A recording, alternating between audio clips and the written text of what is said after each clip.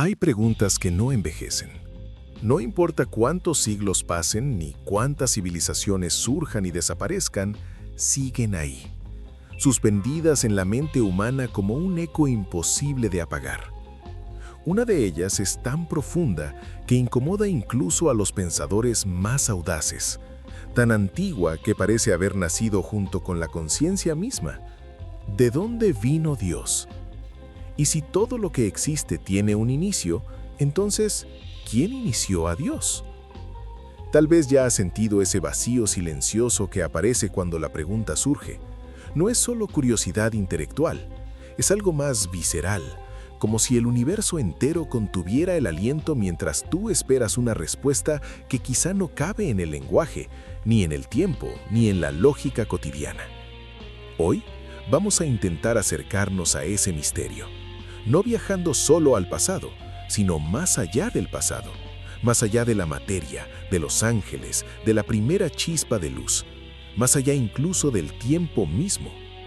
Este no es un viaje cómodo, es un descenso o tal vez un ascenso hacia ideas que pueden sacudir la manera en que entiendes la realidad, la existencia y a Dios. Quizá alguna vez te hiciste esta pregunta en silencio con cierto temor por lo que podría implicar. ¿Y si la respuesta no encaja en las reglas que siempre usaste para entender el mundo? ¿Y si aún así no puedes dejar de querer saber? Si es así, sigue leyendo, porque al final puede que ya no mires la existencia de la misma forma. Comencemos con algo que parece obvio. Todo lo que conocemos empieza en algún punto. Las estrellas nacen y mueren. Las galaxias se forman a partir del caos. Los seres humanos llegan al mundo, crecen y un día se van. Incluso una idea tiene un instante inicial. Así que resulta natural que nuestra mente aplique ese mismo patrón a Dios. Si el universo tuvo un comienzo, entonces, ¿quién dio inicio a aquel que lo hizo posible? Aquí surge la paradoja. El problema no está tanto en Dios como en nuestra manera de pensar. Usamos una lógica moldeada por el tiempo para intentar comprender a un ser que por definición no está limitado por él. Es como preguntar qué hay más allá del extremo del norte o intentar ver el color del silencio. La pregunta ¿quién creó a Dios? Tiene sentido solo dentro del marco del tiempo, pero Dios, según la tradición teológica, existe fuera de ese marco. Eso abre otra inquietud aún más desconcertante. Si Dios no está dentro del tiempo, ¿cómo es esa existencia? ¿Es una especie de vacío eterno? ¿Una dimensión anterior a todo lo que conocemos? Cuando Moisés preguntó por el nombre de Dios, la respuesta no fue un título ni una descripción. No dijo «yo fui» ni «yo seré». Dijo algo mucho más radical. «Yo soy». No pasado, no futuro. Presencia absoluta. Existencia pura. Intenta imaginarlo por un momento. No algo que comenzó y que algún día terminará, sino una realidad que simplemente es. Sin origen, sin desgaste, sin final. Una presencia que no se consume, una llama que no necesita combustible. Curiosamente, eso es precisamente lo que el corazón humano parece buscar. En lo más profundo, intuimos que fuimos hechos para algo que no se rompe con los años, algo que no se desvanece con el paso del tiempo. Pero el misterio no se disipa tan fácilmente. ¿Cómo puede existir algo sin haber sido creado? ¿Es solo un acto de fe o hay algo más profundo, quizá incluso reflejado en la estructura misma de la realidad? Cuando hablamos de eternidad, nos enfrentamos a un límite cognitivo. Nuestro cerebro no está diseñado para comprender lo infinito. Todo lo que conocemos tiene principio, desarrollo y final. Los ríos nacen, fluyen y se secan. Las montañas se levantan y se erosionan. Las estrellas también colapsan. Entonces, cuando escuchamos que Dios no tuvo inicio, algo dentro de nosotros se resiste. Sin embargo, esa idea atraviesa toda la tradición bíblica. Cuando Dios se revela como «yo soy», está afirmando una existencia que no depende de nada más. No está dentro de la cadena de causas y efectos. No es un eslabón más. Es la base misma sobre la que todo lo demás se sostiene. Mientras nosotros nos movemos segundo a segundo, Dios no se desplaza por el tiempo, lo abarca. Desde esa perspectiva, el principio y el final no son momentos separados, sino una totalidad presente.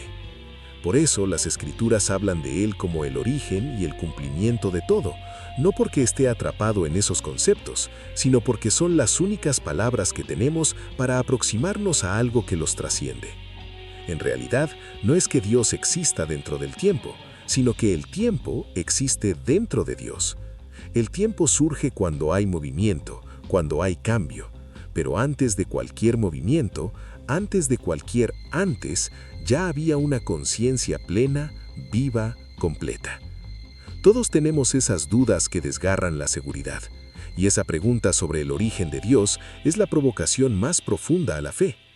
Pero ¿qué pasaría si en lugar de una explicación, la respuesta fuera más una invitación a confiar, a no estar solos en ese misterio? Hay alguien que sostiene el tiempo y te invita a recorrerlo con él, a avanzar incluso en la oscuridad, a confiar, a seguir creyendo incluso cuando nada tiene sentido, incluso cuando todo sigue sin saber de dónde viene. Y eso nos lleva a una de las cuestiones más fascinantes. ¿Qué hacía Dios antes de la creación? Es una pregunta extraña, porque antes ya presupone tiempo, pero aún así intentamos formularla. Imagina una realidad sin galaxias, sin luz ni oscuridad, sin ángeles ni materia, solo Dios, no incompleto, no aburrido, sino pleno, quieto pero cargado de infinito potencial, como un artista frente a un lienzo en blanco, no por falta de ideas, sino porque la obra aún no ha comenzado. Los pensadores cristianos antiguos reflexionaron profundamente sobre esto. Agustín de Hipona sostenía que Dios no estaba inactivo antes de crear, estaba plenamente activo dentro de sí mismo. El Padre, el Hijo y el Espíritu en una comunión eterna de amor, una relación viva, dinámica, perfecta. La creación no fue una necesidad, sino una elección. Dios no creó porque le faltara algo, sino porque el amor, por su naturaleza, tiende a desbordarse. Desde esta perspectiva, antes de que existiera cualquier cosa, Dios ya experimentaba plenitud. La alegría no nació con las estrellas, ya estaba presente en esa comunión eterna. La creación fue una extensión libre de ese amor, no un intento de llenarse. Algunas corrientes místicas judías imaginaron ese momento como un acto de contemplación.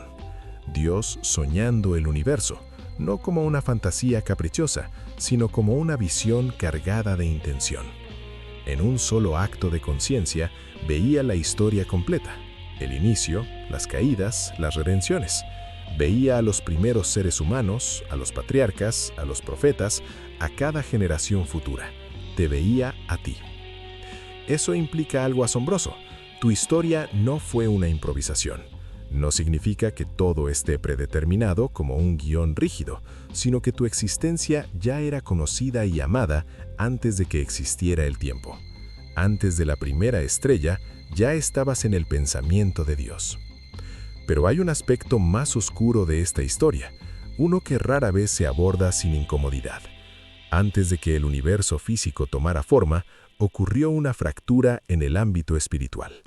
Según antiguas tradiciones, uno de los primeros seres creados fue de una belleza y esplendor incomparables. No nació como enemigo, fue creado como una obra magnífica. Este ser, conocido como Lucifer, no comenzó en la oscuridad. Las Escrituras lo describen como lleno de sabiduría y hermosura, cercano al trono divino, rodeado de gloria. No era un simple servidor, ocupaba un lugar de honor.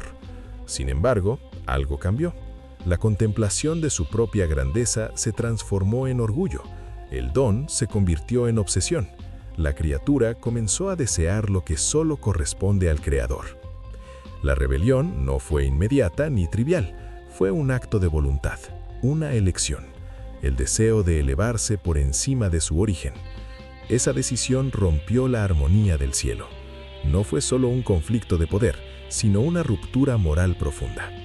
Otros seres espirituales se unieron a esa rebelión, y lo que antes era unidad se convirtió en guerra. Este episodio plantea una pregunta inquietante. Si un ser tan cercano a Dios pudo caer, ¿qué nos dice eso sobre la libertad? La libertad real implica la posibilidad de rechazar incluso el bien supremo. Dios no creó autómatas, creó seres capaces de amar, y amar siempre conlleva el riesgo de la traición. ¿Por qué Dios permitió esto? ¿Por qué no eliminar inmediatamente la rebelión? La tradición sugiere que incluso ese acto de oscuridad fue integrado en un plan más amplio. Un plan en el que la historia humana se convertiría en el escenario donde el amor divino se manifestaría de una manera que ni siquiera los ángeles habían anticipado. Después de esa caída, la creación material adquiere un nuevo significado. La Tierra no es solo un planeta más, se convierte en un espacio donde se despliega un drama cósmico. Aquí, Dios hace algo impensable, entra en su propia creación. El eterno se somete al tiempo, el infinito asume fragilidad, no como una reacción improvisada, sino como parte del propósito original. Desde esta perspectiva, la cruz no es un plan de emergencia, es la expresión máxima de un amor que estaba presente desde antes del inicio del tiempo. La pregunta entonces cambia. Ya no es quién creó a Dios, sino qué clase de amor es este. Un amor que no se limita a observar desde afuera, sino que se involucra hasta las últimas consecuencias. Cuando miramos todo el panorama, emerge una respuesta coherente, aunque desafiante. Dios no tiene origen porque no pertenece a la categoría de las cosas que comienzan. Él es la causa última, la base de toda realidad. Nunca se convirtió en Dios, nunca evolucionó, simplemente es. La rebelión espiritual muestra el peso real de la libertad. Y la historia humana revela algo aún más profundo. Un Dios que no se mantiene distante, sino que se acerca, que entra en el dolor, que asume la muerte para restaurar lo que se había fracturado. Quizá hemos estado formulando mal la pregunta durante siglos. No se trata tanto de rastrear el origen de Dios, sino de comprender su naturaleza. No de buscar quién lo hizo, sino de preguntarnos por qué un ser eterno elegiría amar de una manera tan radical. Tómate un momento para dejar que estas ideas reposen, no como un rompecabezas que debe resolverse, sino como una invitación a mirar la existencia con otros ojos. Si Dios no tiene origen, pero aún así elige relacionarse contigo, entonces tu vida no es accidental, no es insignificante, está inserta en una historia mucho más grande, una que comenzó más allá del tiempo y que apunta hacia algo eterno. Al final, la pregunta sobre el origen de Dios nos devuelve a nosotros mismos, a nuestra sed de sentido, a nuestro anhelo de eternidad, a nuestra necesidad de amor. Tal vez ahí, en ese anhelo, esté la pista más clara de todas.